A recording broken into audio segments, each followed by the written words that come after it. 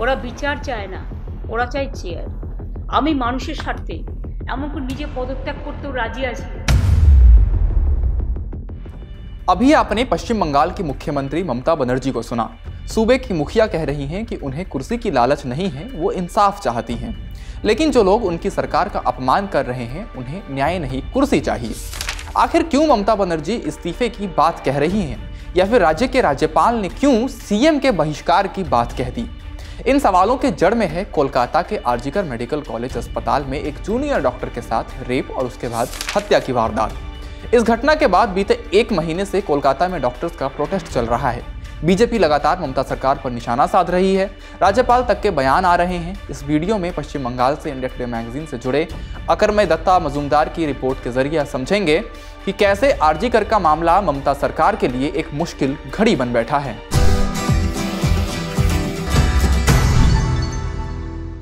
नमस्ते, मेरा नाम धनंजय है और आप देख रहे हैं इंडिया टुडे हिंदी। सबसे पहले आप ये वीडियो देखिए। वीडियो में आपको एक हॉल में कुछ कुर्सियां दिख रही होंगी।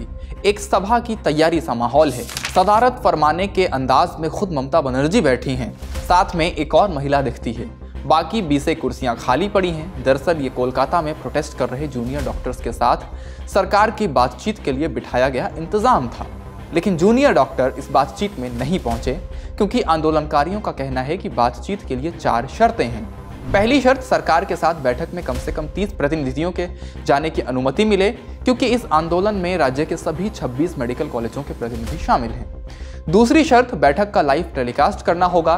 तीसरी शर्त, बातचीत सिर्फ 5 मांगों पर ही केंद्रित रहेगी जो पहले बताई जा चुकी हैं। चौथा और आखिरी शर्त, बैठक में मुख्यमंत्री ममता बनर्जी की मौजूदगी अनिवार्य है।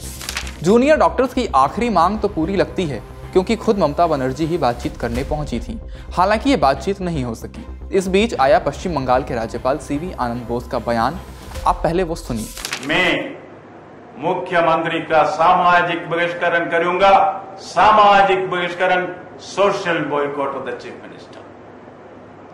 सामाजिक बहिष्करण का मतलब क्या है?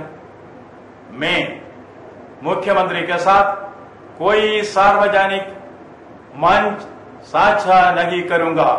ठीक 3 महीने पहले ही पश्चिम बंगाल की जनता ने ममता बनर्जी की तृणमूल कांग्रेस यानी टीएमसी को लोकसभा की 42 में से 29 सीटें सौंपी। लेकिन आरजीकर मेडिकल कॉलेज और अस्पताल में एक जूनियर डॉक्टर के साथ रेप और फिर उसकी हत्या के मामले में सरकार ने जो रवैया अपनाया, उसकी वजह से सरकार को जबरदस्त विरोध का सामना करना पड़ रहा है। न सिर्फ विपक्ष बल्कि पार्टी में भी कुछ लोगों को लगने लगा है कि उनकी मुखिया ने इस मामले से निपटने का जो तरीका अपनाया वो दुरुस्त नहीं था। अपनी ही पार्टी में आलोचकों के स्वर उठे।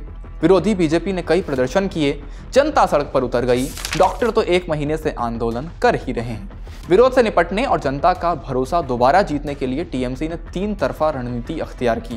पहला, अपराजिता महिला और बाल विधेयक 2024 पास किया। इसमें बलात्कार के मामले में कड़ी सजा और समय पर न्याय दिलाने का प्रस्ताव है। पार्टी ने इसे ऐतिहासिक कदम बताकर पेश किया है। दूसरी रणनीति, पार्टी डॉक्टर्स के आंदोलन को आम लोगों की दिक्कतों से जोड़ने की कोशिश कर रही है। आरजीकर मामले में 9 सितंबर को सुप्रीम कोर्ट में सुनवाई के दौरान राज्य सरकार ने एक रिपोर्ट पेश कर आरोप लगाया कि डॉक्टर्स के आंदोलन की वजह से 23 लोगों की मौत हो चुकी है। स्वास्थ्य विभाग का दावा है कि 28 दिन पहले जब से डॉक्टर्स ने काम बंद किया, सरकारी अस्पतालों के आंतरिक चिकित्सा विभागों में 70,000 से ज्यादा मरीजों को भर्ती नहीं किया गया। तीसरी रणनीति, राज्य सरकार अपने सरकारी अस्पतालों में सुरक्षा के लिहाज से बदलाव कर रही है। सरकार ने सुप्रीम कोर्ट को बताया है कि 6,178 से ज्यादा सीसीटीवी कैमरे लगाए जाएंगे और 893 अतिरिक्त ड्यूटी रूम बनाए जा रहे हैं। उन डॉक्टर्स के खिलाफ भी कार्रवाई की जा रही है जिन पर मेडिकल कॉलेजों में भ्रष्टाचार के आरोप हैं। नाराजगी दूर करने के लिए ममता के भतीजे और टीएमसी के राष्ट्रीय महासचिव अभिषेक बनर्जी उनके साथ हैं। मतभेद दूर करने के लिए दोनों की 30 अगस्त को मुलाकात हुई। ये मतभेद तब से हैं जब से ममता ने आरजीकर के पूर्व प्रिंसिपल संदीप घोष का पक्ष लिया था। इससे पहले 14 अगस्त की रात जब आरजीकर अस्पताल में तोड़फोड़ हुई और आरोप टीएमसी के कार्यकर्ताओं पर लगे, तब भी अभिषेक और ममता के बीच मतभेद हुए। सीबीआई ने 2 सितंबर को रिश्वत लेने के आरोप में संदीप घोष को गिरफ्तार किया। अगले दिन राज्य स्वास्थ्य विभाग ने उन्हें सस्पेंड कर दिया। 5 सितंबर को विभाग ने institute of post graduate medical education and research में एक ट्रेनी अवीक डे को सस्पेंड कर दिया, जबकि चिकित्सा निदेशालय ने सीनियर रेजिडेंट डॉक्टर विरूपक्षा विश्वास को सस्पेंड किया। अवीक और विरूपक्षा पर आरोप थे कि ये घोष की चौकड़ी में शामिल थे। सूत्र बताते हैं कि इन कठोर फैसलों के पीछे अभिषेक बनर्जी का ही हाथ था। हालांकि जानकारों को लगता है कि आरजीकर मामले से निपटने के ममता बनर्जी सरकार के तरीके ने जिस नाराजगी को सड़क पर उतारा है उसे मैनेज करने की कोशिशें कारगर हों, इसकी उम्मीद कम ही है।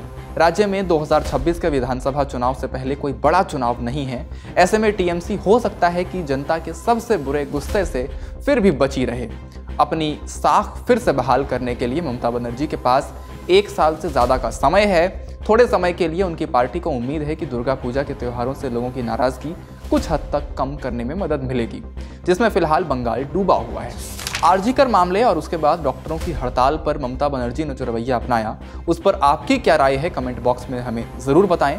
इंडिया टुडे हिंदी के यूट्यूब चैनल को सब्सक्राइब करना बिल्कुल ना भूलें। शुक्रिया।